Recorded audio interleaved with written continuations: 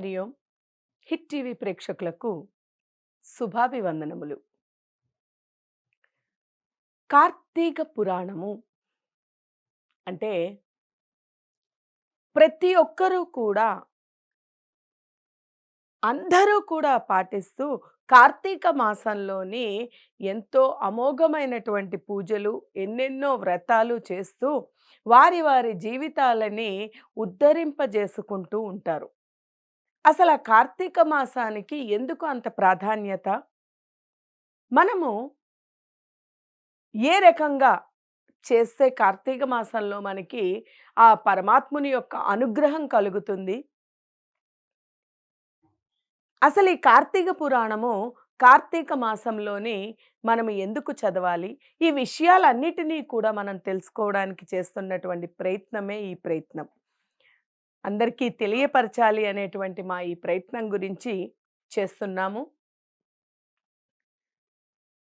అసలు ఇది ఎలా మొదలైంది? కార్తీక పురాణం గురించి ఆ ప్రాశస్త్యం ఎలా మొదలైంది అనేది మనం ముందు తెలుసుకుందాం. ముందుగా శ్రీ గురుభ్యో నమః, సరస్వత్యై నమః, శ్రీ గణేశాయ నమః. అంటే ఏ పని మొదలుపెట్టినప్పటికీ కూడా ఆ పరమాత్ముని యొక్క అనుగ్రహము, గురువు యొక్క ఆశీస్సులు లేనిదే మనము ఏదీ చేయలేం. అలాంటిది ఈ మహత్తరమైనటువంటి కార్తీక మాస విశేషాల గురించి మనం తెలుసుకోవాలి అంటే పరమాత్ముని యొక్క అనుగ్రహము సంపూర్ణంగా ఉండాలి.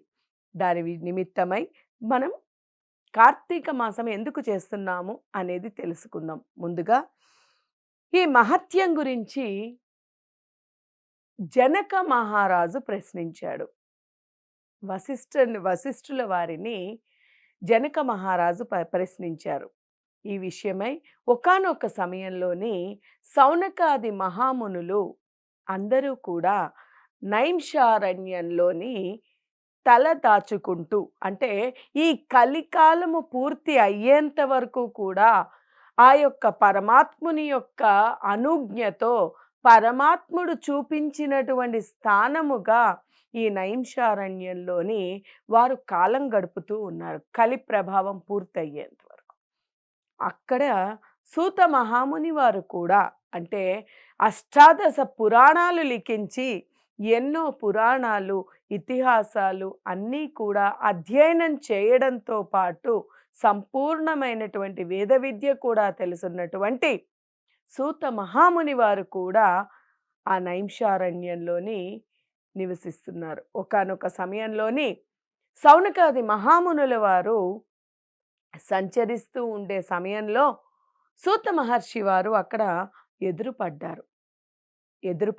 పడినప్పుడు అందరూ కూడా, స్వామి, మేము నీ ద్వారా ఎన్ని పురాణ ఇతిహాసాలు ఎన్ని తెలుసుకున్నప్పటికీ కూడా ఇంకా ఇంకా ఇంకా ఇంకా తెలుసుకోవాలి.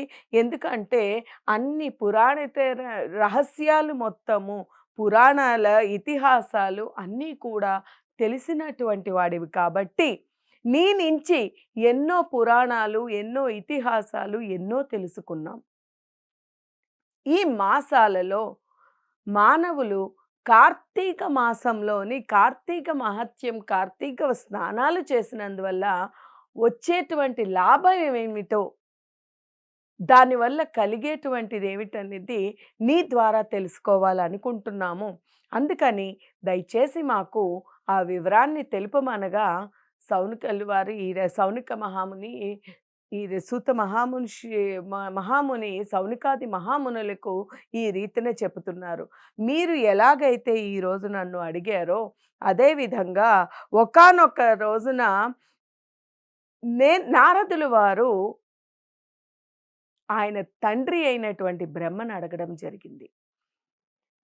బ్రహ్మ మళ్ళీ నారదుడికి చెప్తున్నారు. ఏమని చెప్తున్నారు అంటే, నీవు నన్ను ఎలా అడుగుతున్నావో నేను ఎలా తెలుసుకున్నాను అంటే, ఇదే విషయాన్ని విష్ణువు లక్ష్మికి, పార్వతి ఈశ్వరుడికి, ఈశ్వరుడు పార్వతికి తెలియపరుస్తూ వచ్చారు. అదే విషయాన్ని నేను కూడా నీకు వివరంగా చెబుతున్నాను. అని చెప్పారు.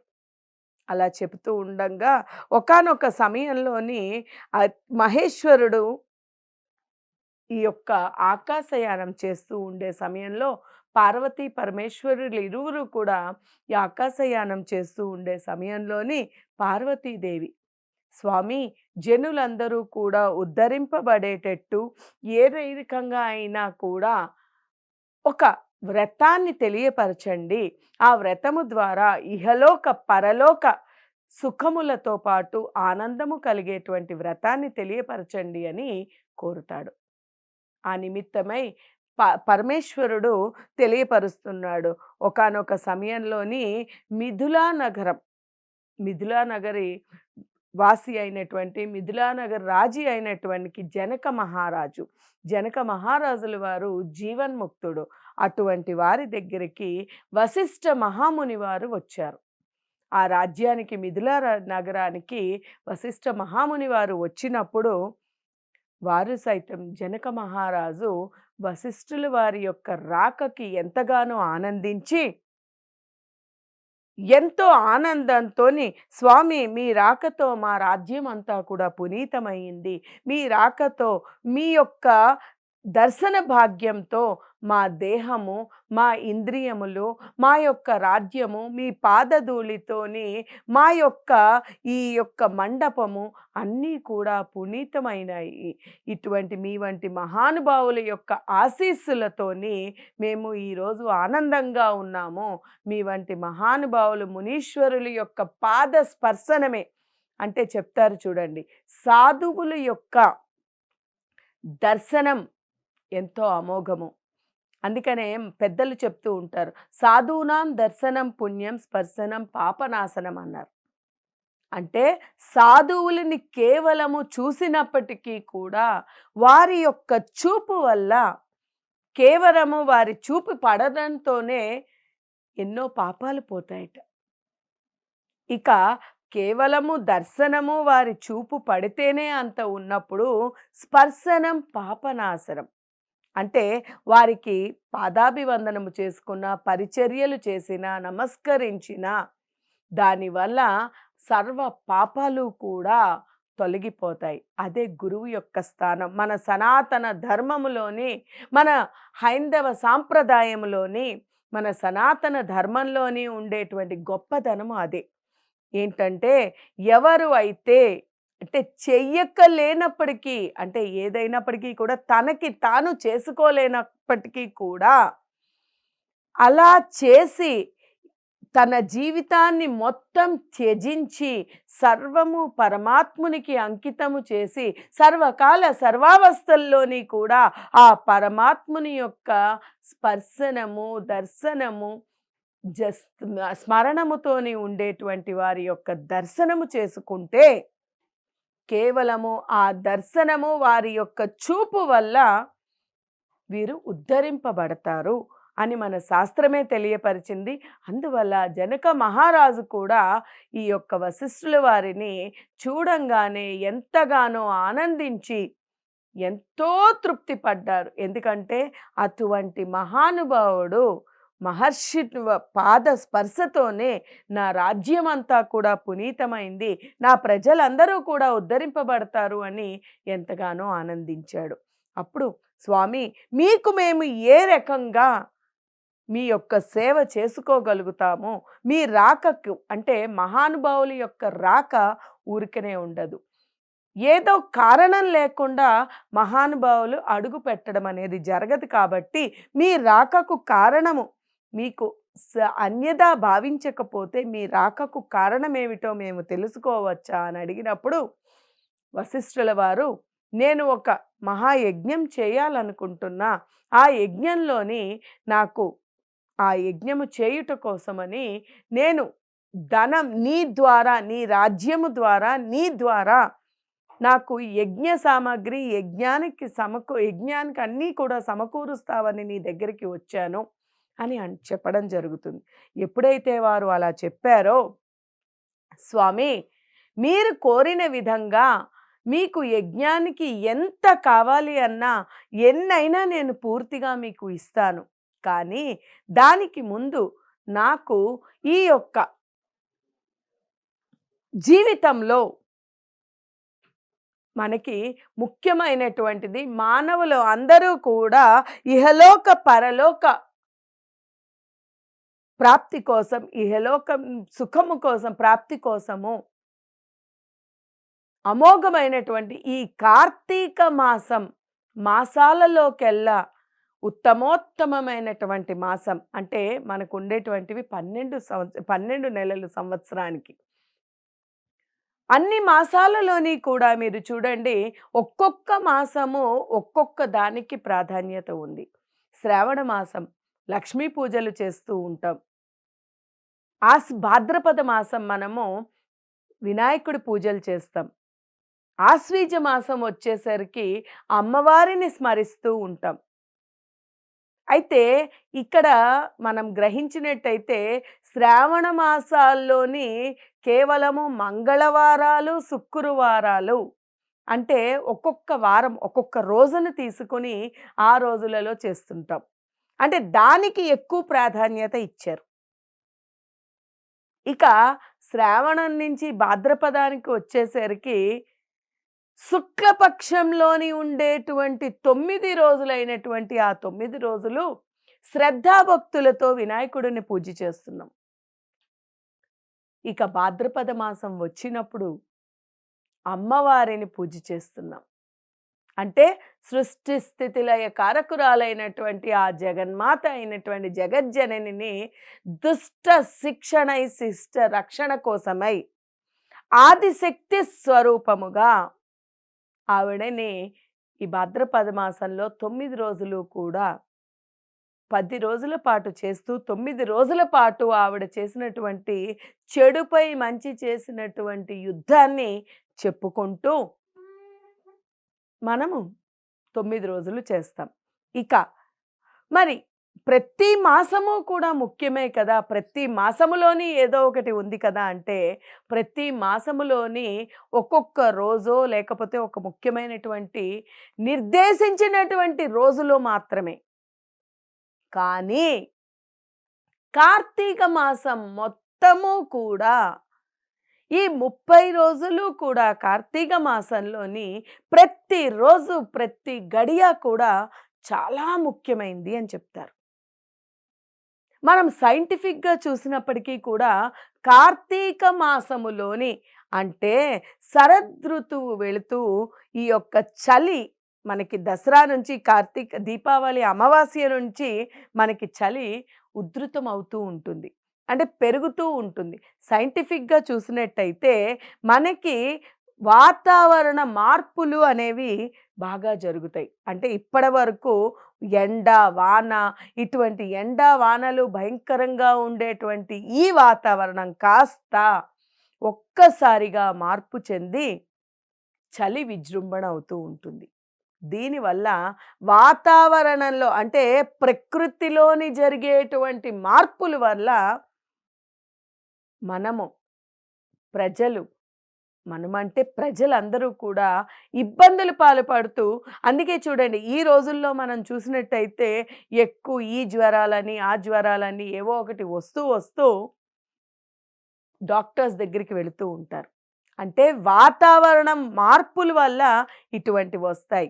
అందుకనే మన సనాతన ధర్మం అనేటువంటిది ఎంత గొప్పదంటే మన పురాణ ఇతిహాసాలు ఎంత గొప్పవంటే ఈ మాసములోని మనము చలికి భయపడి లేకపోతే ఇంకొక రాగా చలి ఉన్నది అని చెప్పి చలి ఎక్కువ అవుతున్న కొద్దీ మనకి పగలు సమయం తగ్గిపోతూ ఉంటుంది, రాత్రి సమయం పెరుగుతూ ఉంటుంది. అంటే మనకి పొద్దున్న పూట ఎండాకాలంలోనే తెల్లవారక ముందు 6 గంటలకి ముందే సూర్యోదయం అయిపోయి వెలుతురు ఎలా వస్తుందో అలాగా చూసినట్టయితే మనకి ఈ మాసంలోని కార్తీక మాసం నుంచి చీకటి ఎక్కువగా ఉంటూ అంటే ఈ చలికి ఎండ యొక్క తీవ్రత తగ్గిపోయి సూర్య భగవానుని యొక్క కిరణాలు తగ్గిపోతూ వెలుగు తగ్గిపోతూ ఎండ అనేది తగ్గిపోతూ ఈ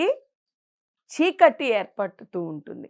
ఈ చీకటిని తొలగించుకుంటూ దానికి ఈ శరీరానికి బద్ధకం అనేది నేర్పించకుండా సూర్యోదయానికి మునుపే చూసారా?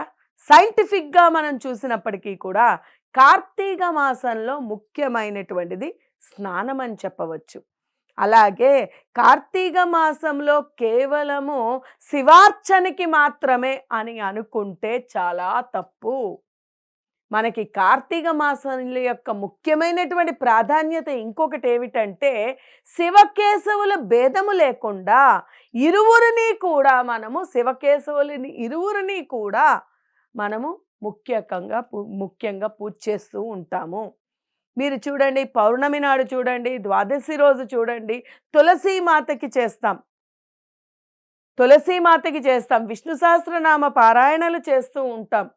భగవద్గీత అంటే ఈ యొక్క కార్తీక మాసంలోని ఈశ్వరుడికి అభిషేకాలతోని, విష్ణువుకి అర్చనలతోని కూడా, అంటే విష్ణువు అర్చన ప్రియుడు, శివుడు అభిషేక ప్రియుడు కాబట్టి ఇరువురిని కూడా సమానంగా చూస్తూ వీరికి అర్చనలు చేస్తూ పారాయణలు చేస్తూ మనము ఈ కార్తీక మాసాన్ని గడుపుతూ ఉంటాం. అటువంటి ఈ మాసంలోని ఈ పవిత్రమైనటువంటి ఈ కార్తీక మాసం యొక్క ఈ కార్తీక మాసం ప్రాశస్త్యం గురించి తెలియపరచమని వశిష్ఠుల వారిని జనక మహారాజు అడిగారు. ఎప్పుడైతే జనక మహారాజు వశిష్ఠుల వారిని దీని గురించి చెప్పమని అడిగాడో, మహాత్మా వశిష్ఠ మహాముని చిరునవ్వు నవ్వుతూ, నాయనా మహారాజా, నీవు కోరినది నేను తప్పక నీకు తెలియపరచగలుగుతాను. చక్కగా విను, దానిని తెలుసుకో అని చెప్పి మానవులందరూ కూడా ఆచరించదగినటువంటి, అంటే ఇందులోని ఎటువంటి విపక్ష లేదు.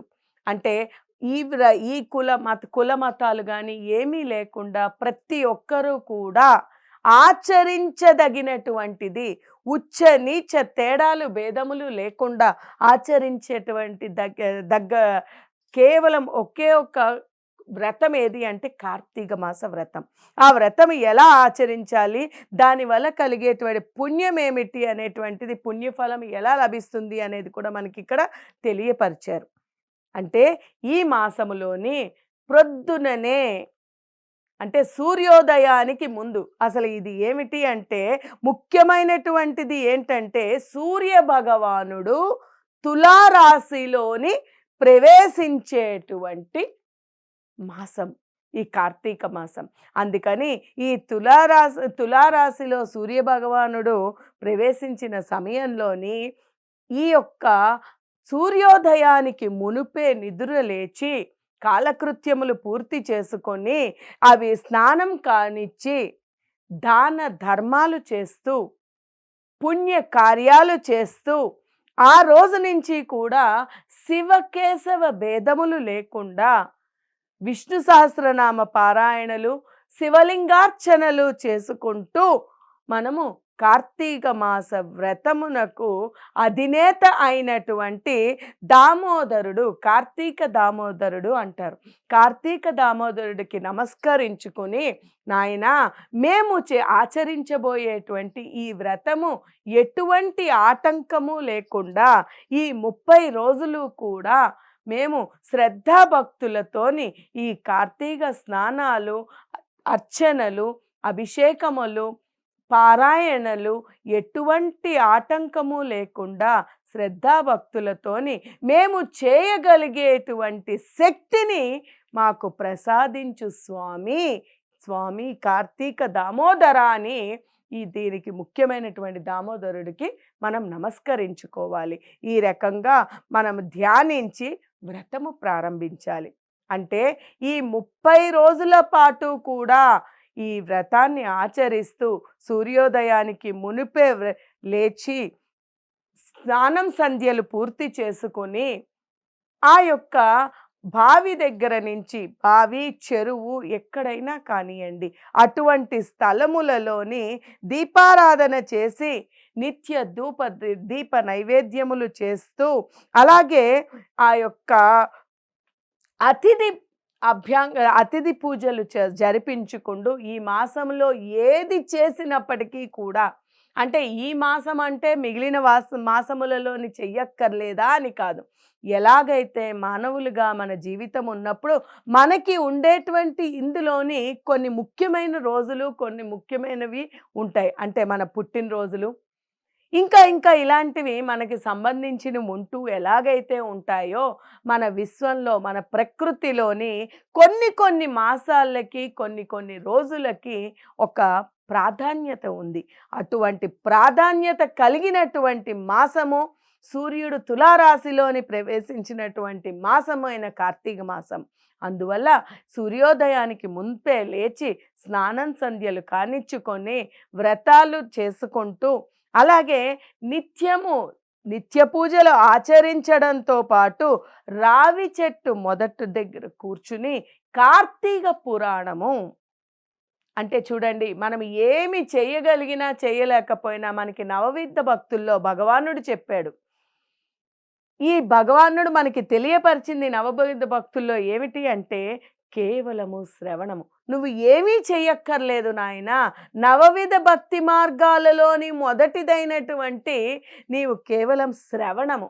అందుకనే ఈ కార్తీక మాసంలోని నువ్వు ఏమి చేయలేకపోయినా, స్నానాలు చేయలేకపోయినా ఈ యొక్క కార్తీక పురాణాన్ని నువ్వు కనుక రావి చెట్టు దగ్గర కూర్చుని శ్రవణం చేసినట్టయితే నీవు ఈ మొత్తం మీద నువ్వు చేసినటువంటి ఈ మాసంలో మొత్తం నువ్వు స్నాన సంధ్యలు చేస్తూ అర్చనలు చేసిన ఫలితం నీకు దక్కుతుంది అని పరమాత్ముడు తెలియపరిచాడు. అటువంటి ఇది ఇవన్నిటినీ కూడా స్వామికి అర్చన చేసి ప్రసాద నివేదనలు సమర్పించుకుంటూ పితృదేవతారాధన చేసుకుంటూ పెద్దలకి పూజ చేసుకొని వారిని సైతము తృప్తిపరచి ఇటు స్త్రీలకు అంటే ముఖ్యంగా వైధవ్యం ఉన్న స్త్రీలకి ఈ పూజ చేయకూడదు, ఆ పూజ చేయకూడదు అంటూ ఉంటారు. ఇటువంటి భేదం అనేది ఏది కూడా లేకుండా ప్రతి ఒక్కరూ స్త్రీ పురుష భేదం కానీ ఎటువంటి వర్ణ వివక్షణ భేదము కానీ ఏవి కూడా లేకుండా ఈ కార్తీక మాస వ్రతాన్ని ఆచరించి దాని యొక్క ఫలితాన్ని పొందవచ్చు అని చెప్పి కూడా మనకి పరమాత్ముడు తెలియపరిచాడు.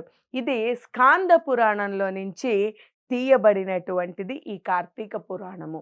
ఇందులోని స్త్రీలు వైధవ్యం పొందినటువంటి స్త్రీలు కావచ్చు, అలాగే పురుషులు పూర్వజన్మ సుకృతం పూర్వజన్మ కర్మానుసారంగా కావచ్చు, ప్రారబ్ధ కర్మానుసారంగా కావచ్చు, వారికి సంక్రమించినటువంటి ఎటువంటి పాపాలైనప్పటికీ కూడా ఈ కార్తీక మాస వ్రతము వల్ల అన్నీ కూడా పోవడంతో పాటు ఈ వ్రతము ద్వారా వారు ఇహపర సౌఖ్యములు అంటే ఇహములోని పరములోని కూడా అన్ని పాపాల నుంచి కూడా విముక్తి పొంది మోక్షాన్ని పొందగలిగేటువంటి అవకాశం ఉంది అని చెప్పి మనకి వశిష్ఠుల వారు జనక మహారాజుకి తెలియపరిచారు. ఇటువంటి ఈ వ్రతాన్ని ఆచరించి అలనాడు వారు ఎలాగ ఉద్ధరింపబడ్డారో మనము సైతం కార్తీక మాస వ్రతాన్ని ఆచరించి మనము అందరము కూడా ఆ పరమాత్ముని అనుగ్రహానికి పాత్రులు కావాలి అని కోరుకుంటూ హరి ఓం తత్సత్.